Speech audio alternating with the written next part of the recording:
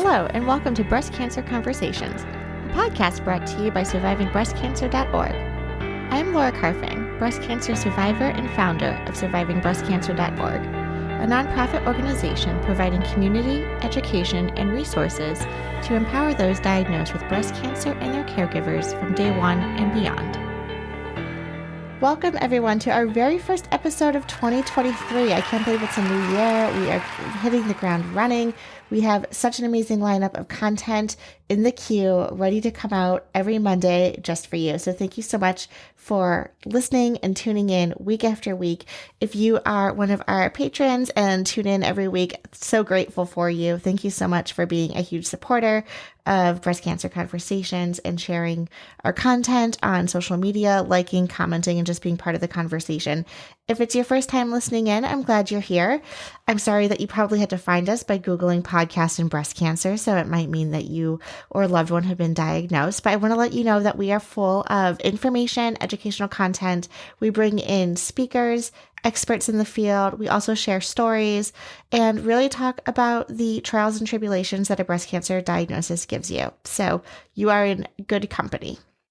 Also, as you heard in the intro, in case you're not aware, Breast Cancer Conversations is brought to you by SurvivingBreastCancer.org. It's the nonprofit that I started about, 6 years ago, shortly after my own diagnosis with breast cancer. And we continue to offer free programming and support to those diagnosed with breast cancer. So please hop on over to survivingbreastcancer.org/events, and you can get all of the calendar of events that we're offering, all virtual and online. So no matter where in the world you are, you should be able to access it. Some of my favorite programs right now is Art Therapy with Stephanie. We also have Expressive Writing with the amazing Thomas Dooley. We have our Thursday Night Thrivers meetup where we meet up for all stages. We have an NBC breakout room as well as one for inflammatory breast cancer. So much good stuff happening. So just hop on over to survivingbreastcancer.org/events. Drum roll, please. Also in 2023, shout out to my friends Brenda and Lourdes, who are kicking off our Breast Cancer Conversations podcast in Spanish. It is called Despues De Un Diagnostico.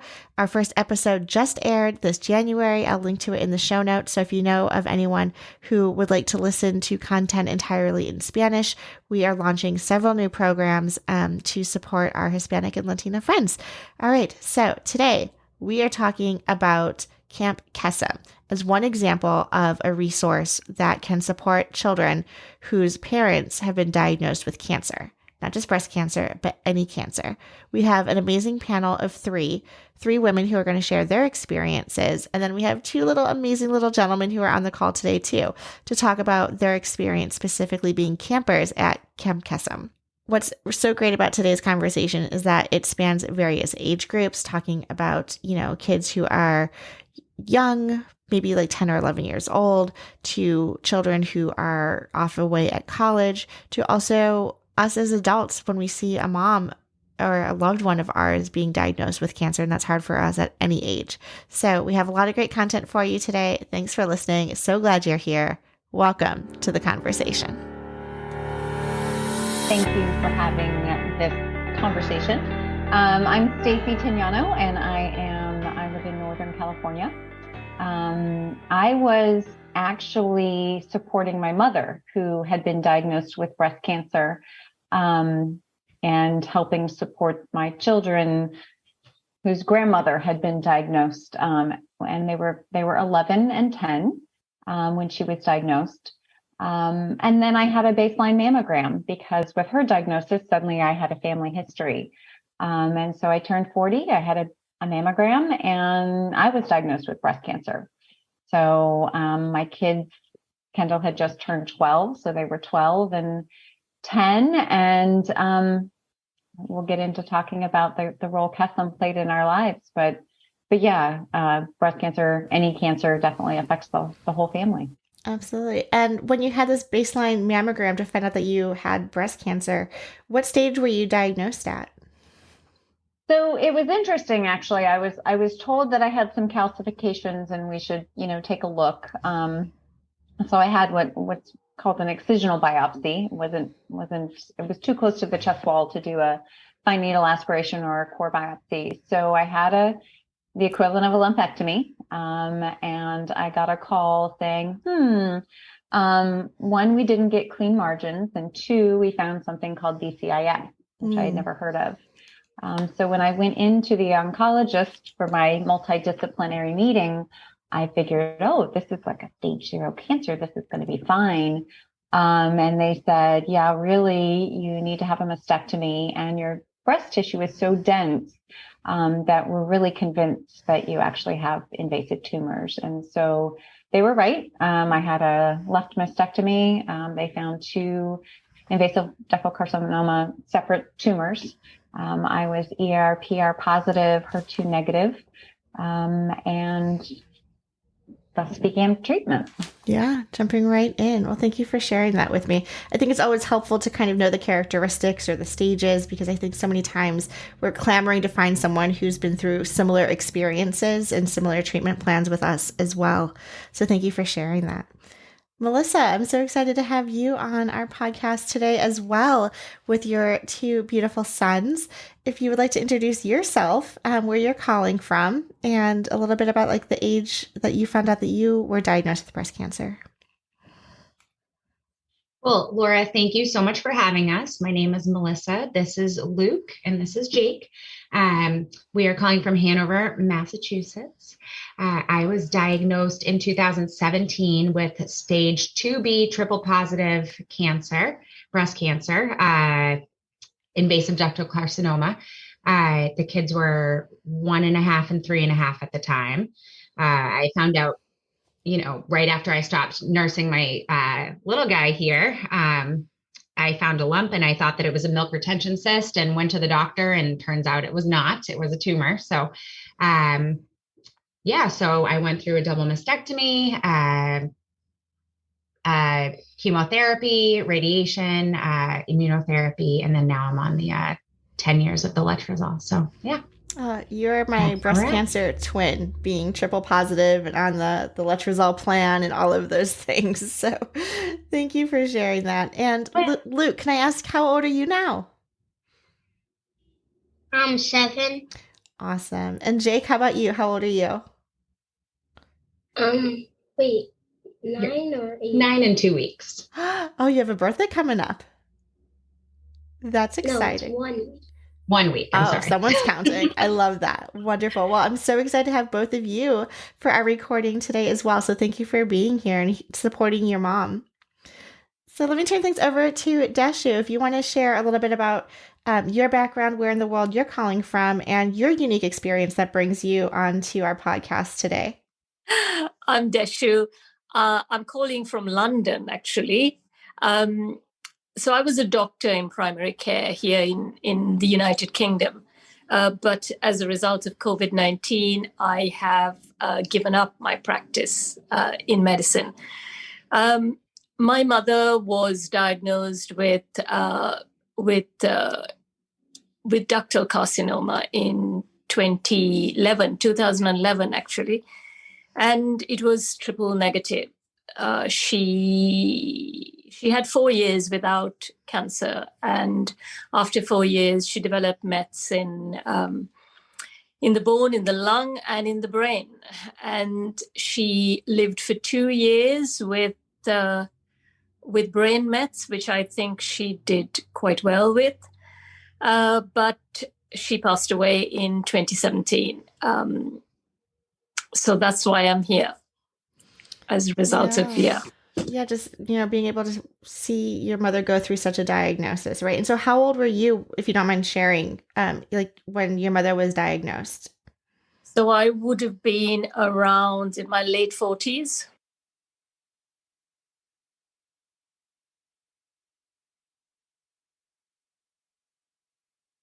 My mother was the youngest of 5 sisters. And there was no family history of breast cancer on either side, I have to say. And no, it didn't. It didn't. I do my breast checks and stuff like that. I don't know. I mean, believe it or not, I was working in health screening. So this was what I was telling women to do, examine your breasts. risk factors, everything. So actually, when my mother developed a lump, the doctor said, well, it's fine. You don't have a family history, just run along, basically. But when she called me, I said, you're early 60s, you've got a lump, let's just take it out. It showed it was cancer. Stacey, I want to ask you, when you found out, what immediately went through your head? Was it, how do you communicate with your husband? Was he there with you for any of the testing? And then having kind of these like pre-teenagers, right, in your life, the 11 and 10-year-olds, what was going through your mind at the time? It's really interesting. I mean, I can go back there, pretty easily, and it's a pretty emotional time. I had spent several months trying to make my children comfortable with the fact that their grandmother was, although she had been diagnosed with cancer, and although they were watching her go through chemotherapy, that she was going to be okay. And the reason that was a little bit of a challenge is because we had a very close family friend who was diagnosed with a metastatic lung cancer, and who was actively dying. And so my kids at that age, as do many people, associated with cancer with death. So we were just getting those conversations, about Grammy kind of under control. And when I was diagnosed, there was just this moment of like, yeah, no, you're looking at the wrong pathology report, because this can't be happening in this way. Mm-hmm. They knew kind of at stages what was happening. I had gone in for a mammogram. I very quickly, was scheduled for this biopsy. The day I had the biopsy was actually an award ceremony for both kids. And so I went that evening and came home. I just wanted everything to be about them. And then the next day we had the conversation that said, Mommy went to the doctor and she had this procedure, and we're going to figure out what it is. And it was important to me to kind of go through that conversation with them, because kids know things. Like if you have children, that they tune into something being a little bit off. And so I didn't want them to kind of feel this uncomfortable vibe and not know what was happening.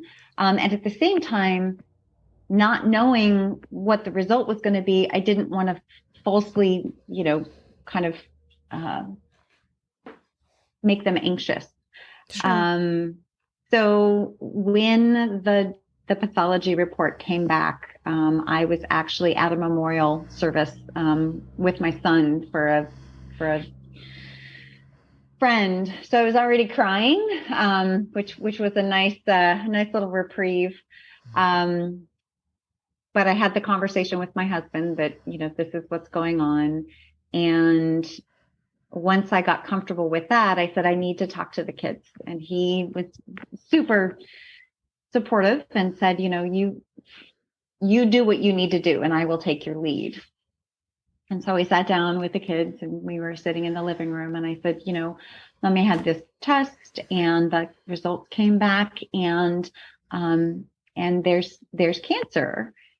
And I just let it sit there just to kind of see what the reaction was. And immediately, my daughter was like, I just heard her parrot all the things back that I had been saying about my mother, about treatment and hope and strength and science and all of this stuff.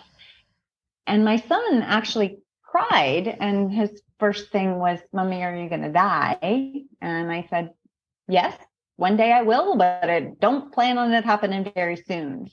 And then he became very, very analytical.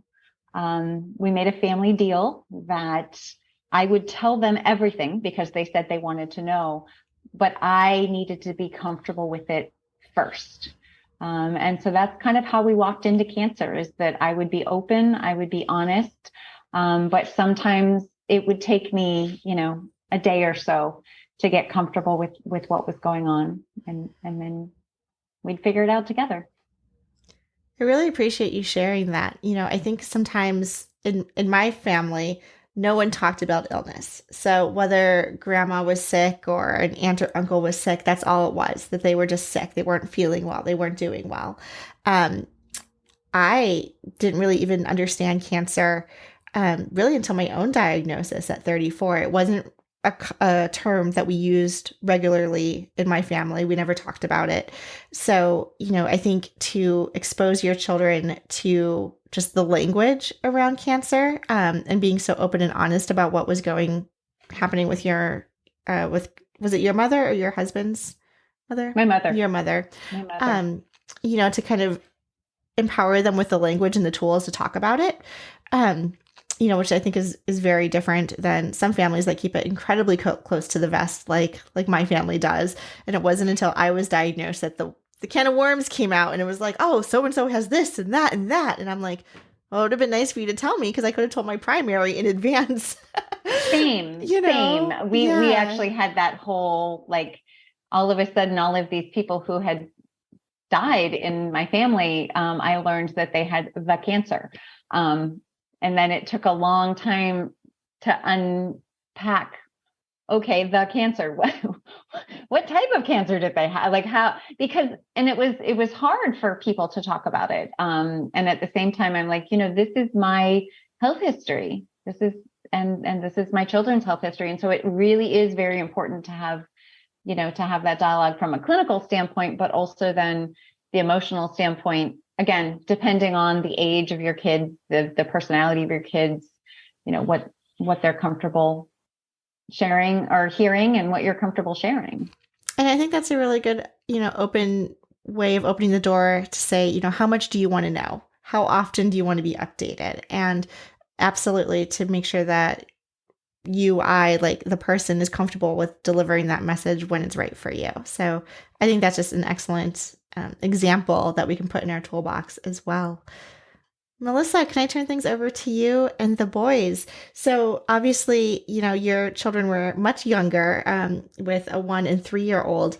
But what was going through your mind when you were initially diagnosed? I was really shocked, when I went in to get the ultrasound done, they thought that it was a cyst. And so did the diagnostician. And so I really kind of went in there like it was no big deal. This is going to be a cyst. It'll be fine. And my husband had worked overnight in the fire department the night before. So when I had gotten that done, he said, I want to do a mammogram. I want to do a biopsy. Where is your husband? Which should have really clued me in that something was wrong. We couldn't wake him up. I had to drive all the way home, come all the way back. It was this big whole thing. And just him and I were just both shocked. Like we couldn't, just entirely speechless. And going home, just seeing them so little, so helpless, like they need their mom, So basically what I said to Jake was that mommy has to get this silly medicine, and this medicine is going to make all of her hair fall out because it is so silly, and that she might be tired. And then that means that we're going to have to cuddle even more than we already do. So that was kind of how I left it to them. And, we just kind of went that way for a long time. I don't think it was until he was probably around, 5 or so that we truly talked about what that meant. But I think age appropriately, it wouldn't have been okay for me to say anything more, So I think just for their ages, it was,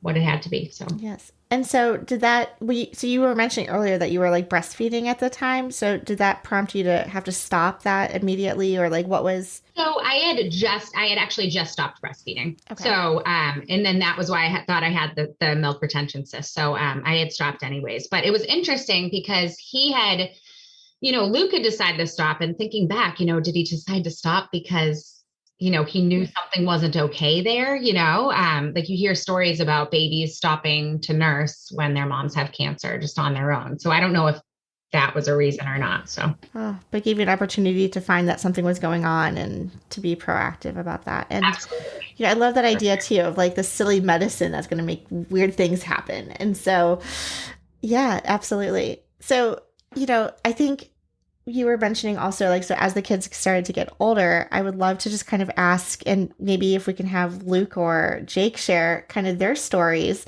Did you guys get a lot of like cuddle time with mom? Was that Was that nice? Or like, tell me a little bit about how you guys were just cuddling or supported mom, or like, what do you remember from this period? I don't remember anything. I kind of remember like a little bit, like when like we would cuddle with her like in bed, like or like we would like just snuggle together and feel warm and put blankets on. It would be so comfortable. I love doing that. I love that. That's awesome.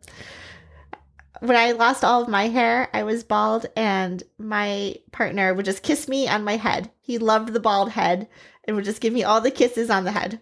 It made me feel really good.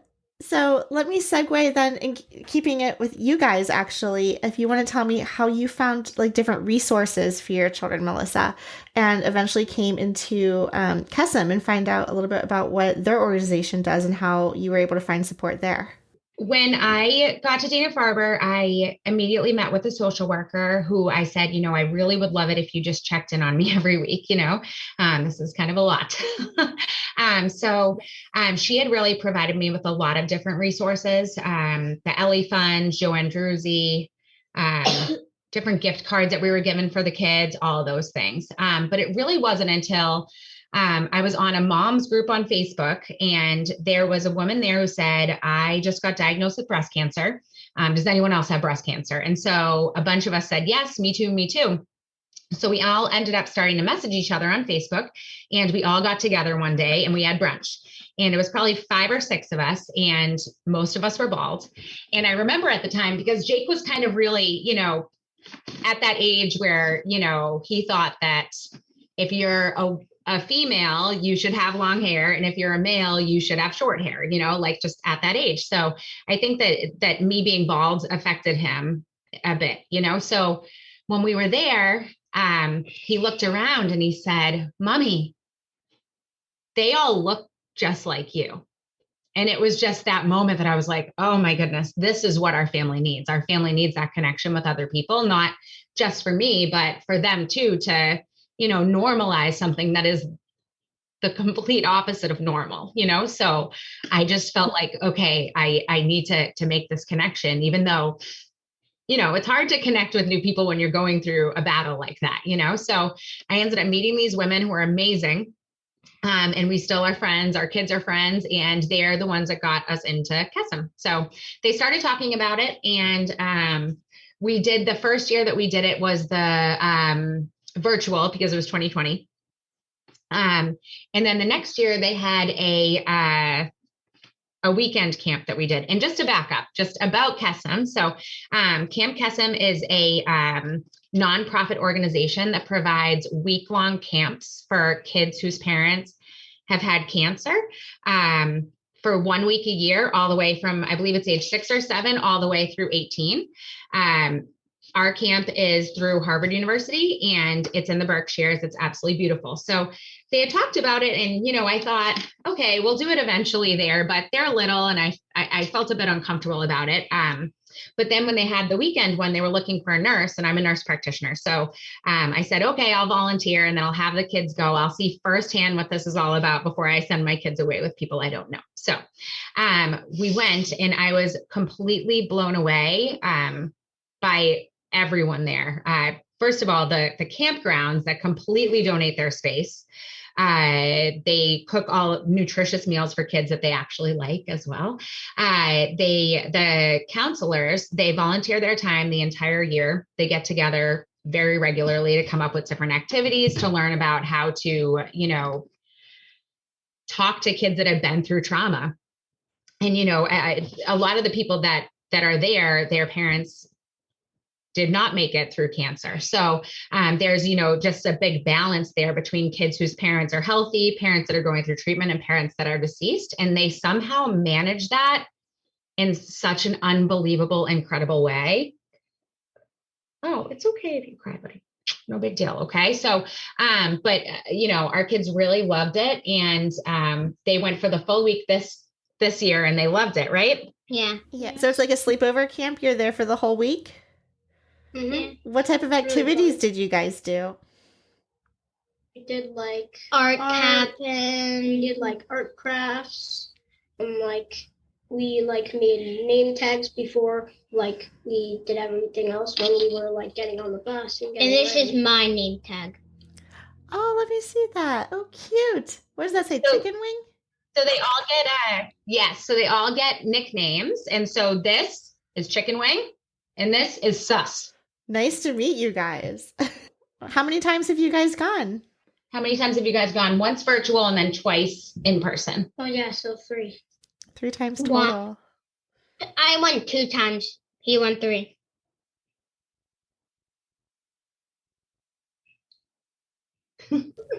Well, it sure sounds like you guys are going to be back and having so much fun.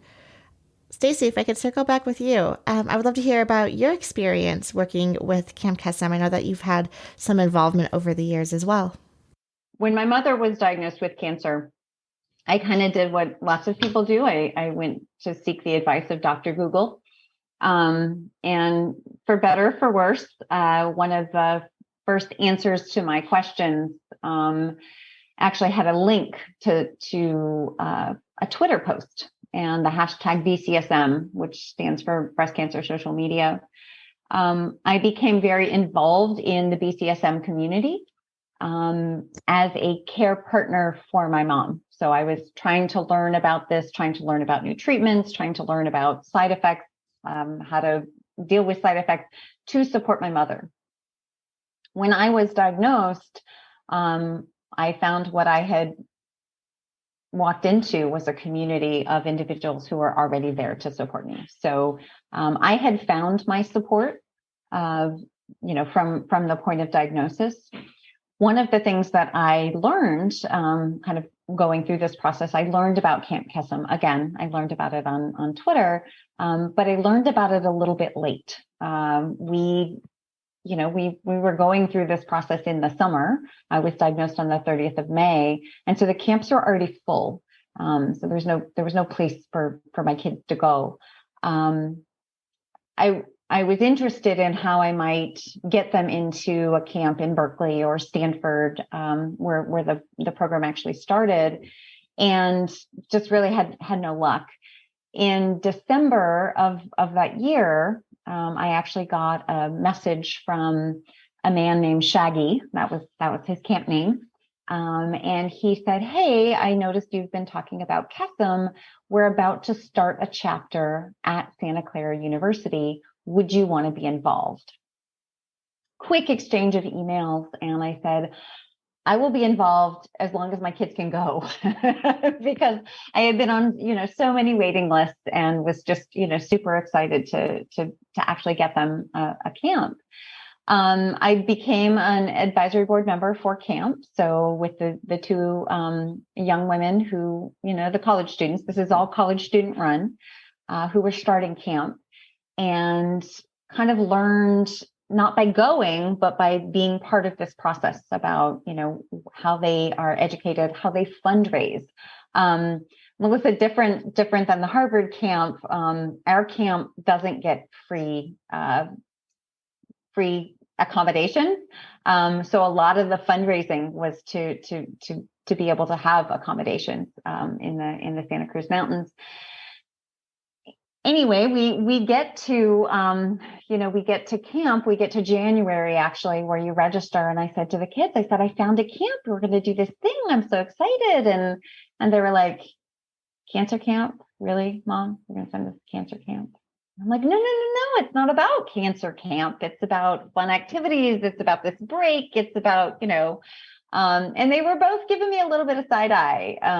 They're like, "We already went through the hard stuff." Again, I was not treated at a large academic medical center. I wanted a social worker. I was not afforded one. It wasn't an option. When I said, "Is there somebody who can talk to my kids? Is there somebody who can help me learn how to talk to my kids?" They said, "Well, when you're in surgery, we can have a social worker sit with them." And I thought, I'm not bringing my kids to the hospital while I'm in surgery. That's ridiculous. So we were kind of on our own. When cancer camp came around, they said, "All right, we'll go, whatever, it'll be fine." And they went, and my daughter, along with another young friend of hers, actually wrote a formal petition at camp to extend camp by 4 more days so that it could go to the first day of school. They had such a marvelous time. When they came home, I was very clear that this was their experience. This was a personal experience, and they could keep it all for themselves or they could share it. But, regardless, I would love to know kind of what they thought, mostly because should I sign them up again? And I think it's important to know that first conversation that I had with them, how my son became very analytical and how my daughter was hope, all of these, wonderful things, that continued through all of treatment. And so I got a little bit worried. My daughter had never shown sadness. She had never shown fear. She had never shown anger to me.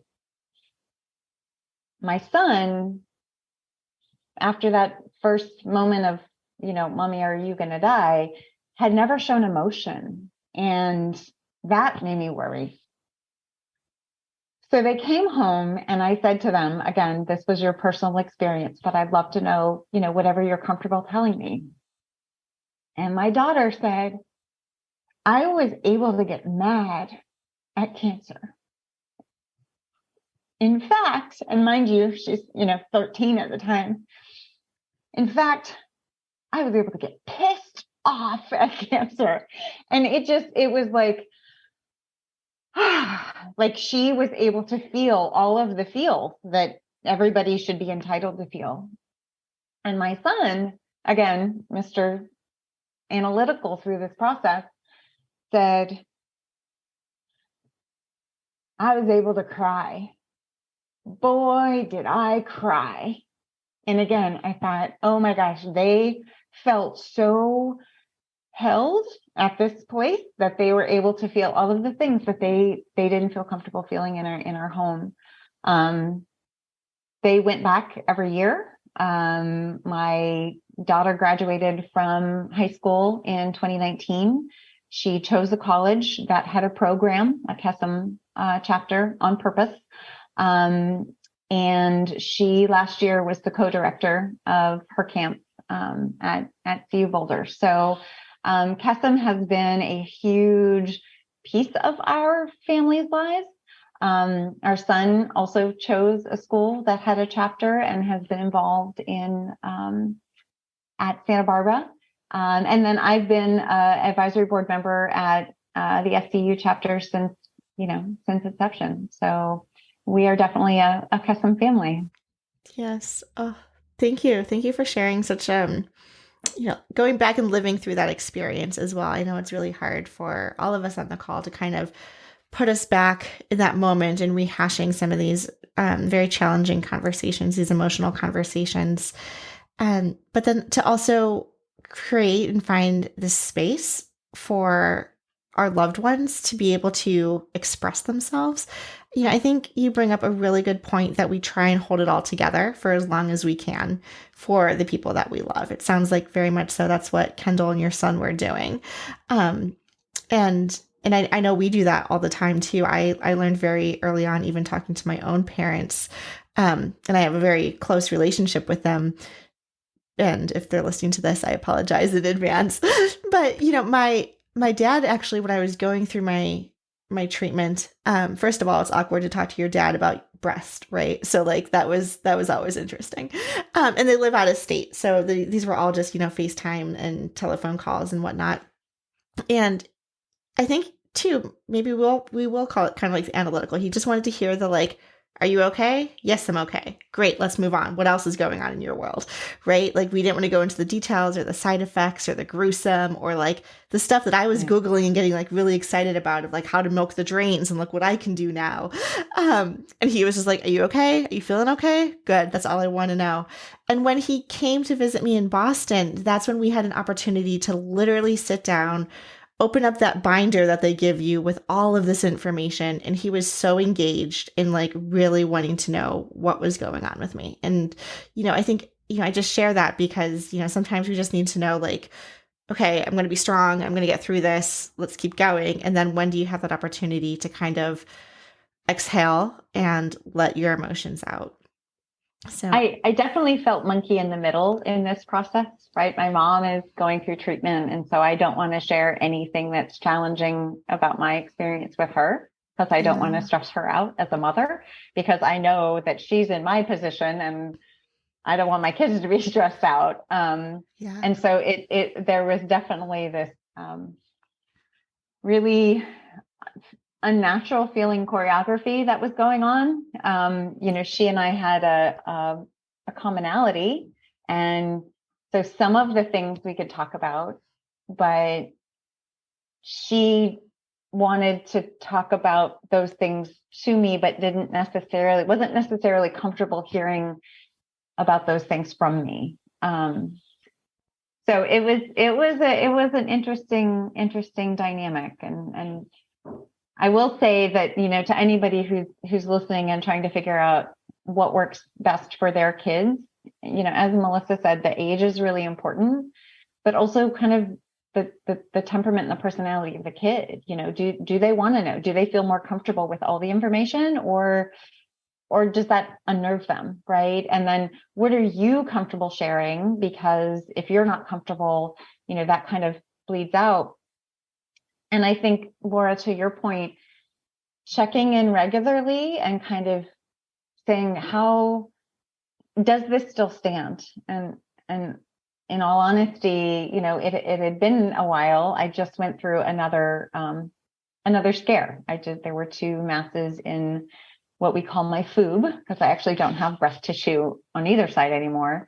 And we went through some surgeries and things like that, and having to sit with both kids and say, do you remember when you said you wanted to know everything? If you still want to know everything, that's really important as well. Deshu, what was your experience like?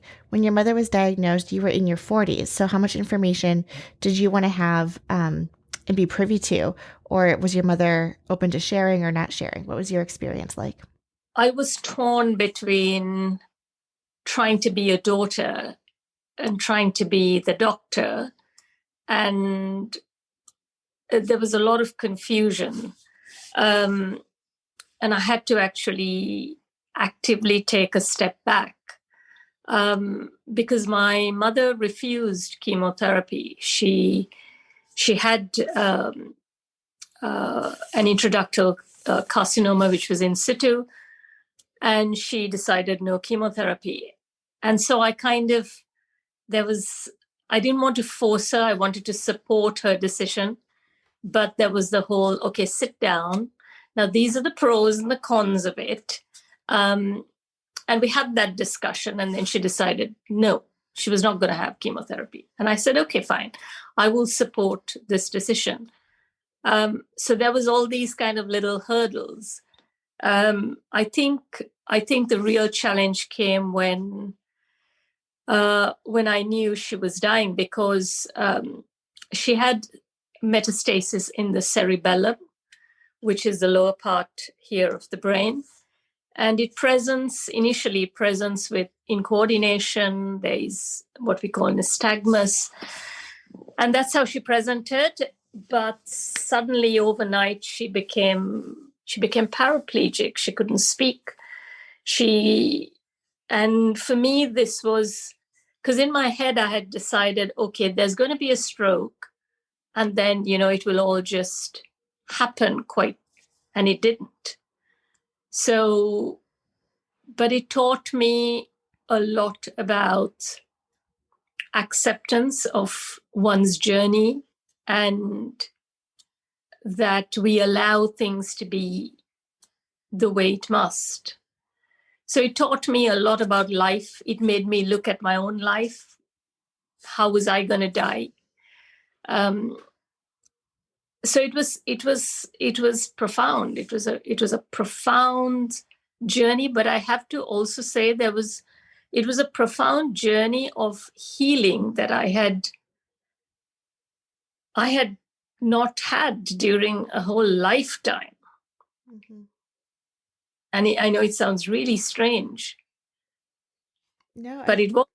I think dealing with, our own mortality right? With whether it's a diagnosis or someone we love who's passing, really puts things into perspective. One of my dear friends in the cancer community, she lost her husband to cancer. I forget exactly what the cancer itself was. And she wrote this book that was just so moving about the intimacy of being with a loved one in their final moments of transitioning, right? And how beautiful and personal that could be. And, sometimes I don't think obviously we wouldn't realize that unless, we have those experiences or we're talking about grief, and then kind of the ebbs and flows that happens. And then the personal that we can learn about ourselves from it, just as you're expressing, Dashu, I think that's just so beautiful that we allow ourselves that opportunity to sit with those feelings. My kids were a little bit older when they went to Camp Kesem. And so they had been away from home before. They had sleepovers with friends and they had stayed with Grammy and Grimpy. And yet they still missed us a little bit. They missed home a little bit. And so I'm just wondering, when you went to camp, did you miss home, or were you like, yay, camp?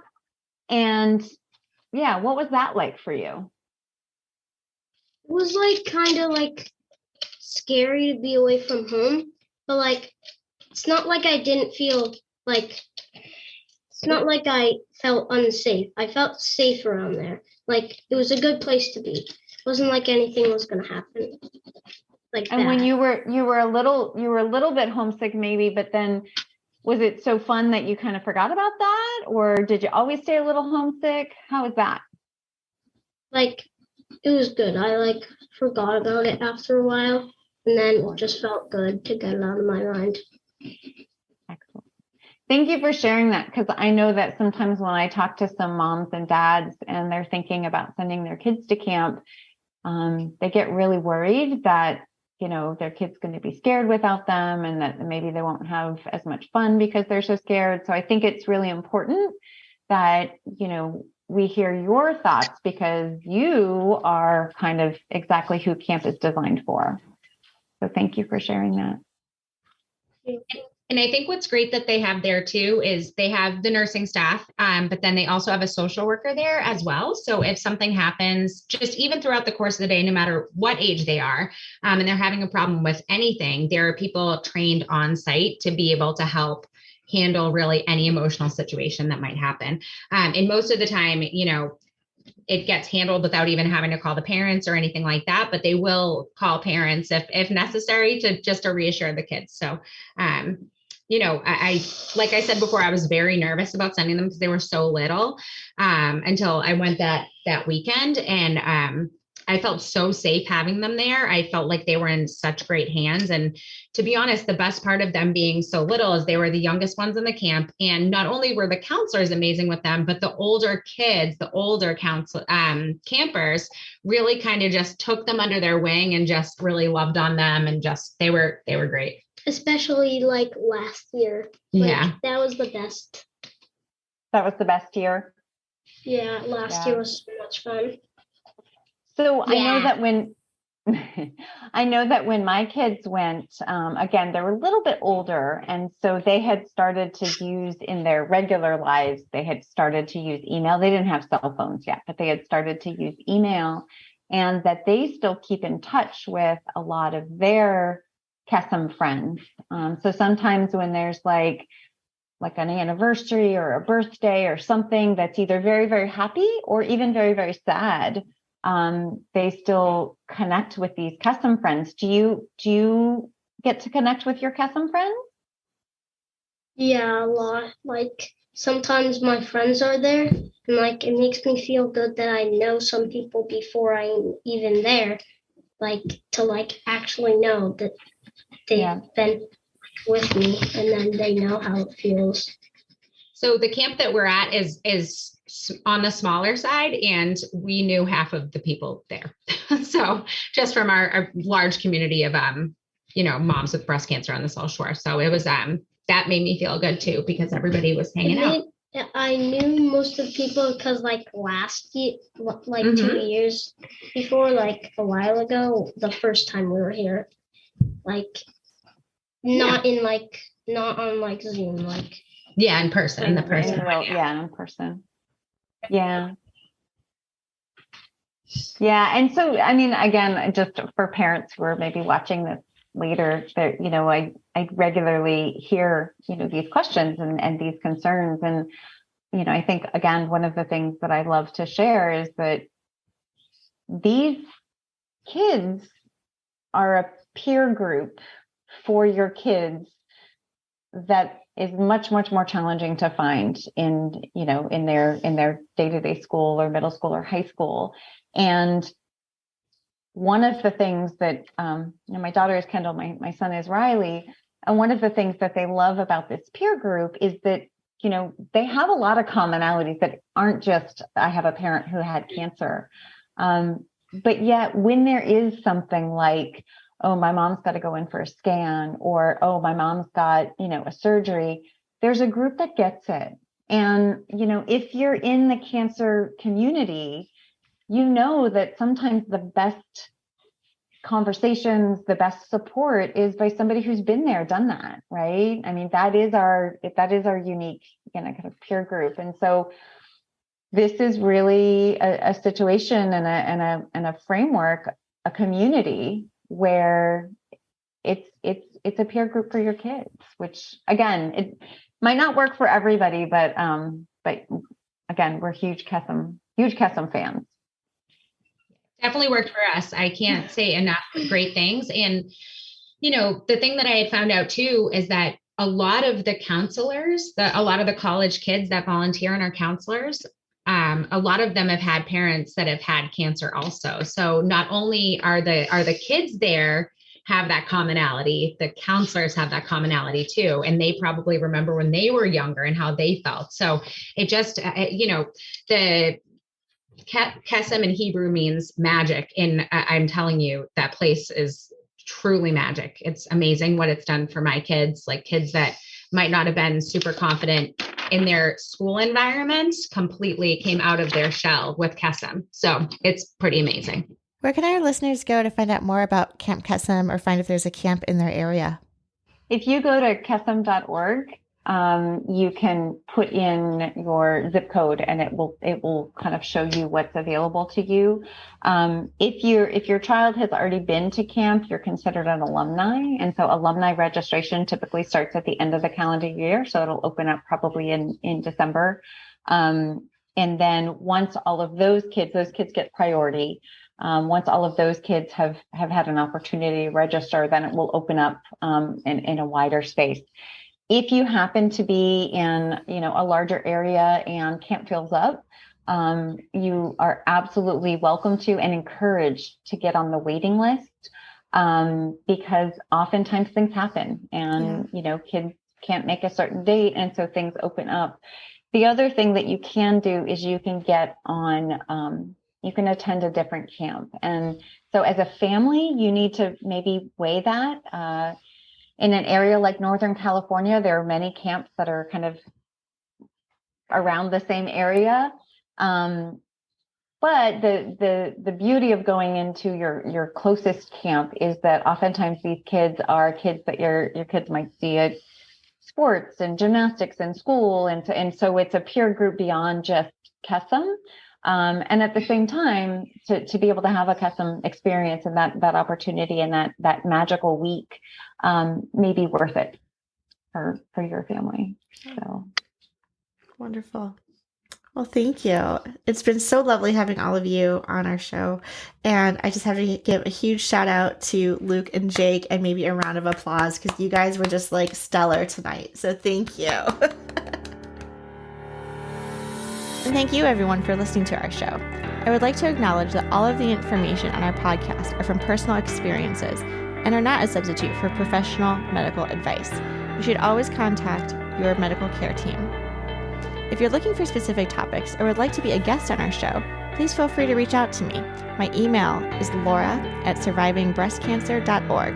And if you want to continue the conversation, be sure to follow us on social media. You can follow us on Instagram @survivingbreastcancer.org, all one word, as well as on Twitter, SBC_ORG. And again, if you're looking for those free programs and ways to connect, You can check us out at survivingbreastcancer.org/events. Thank you so much for being part of this community. Keep on thriving.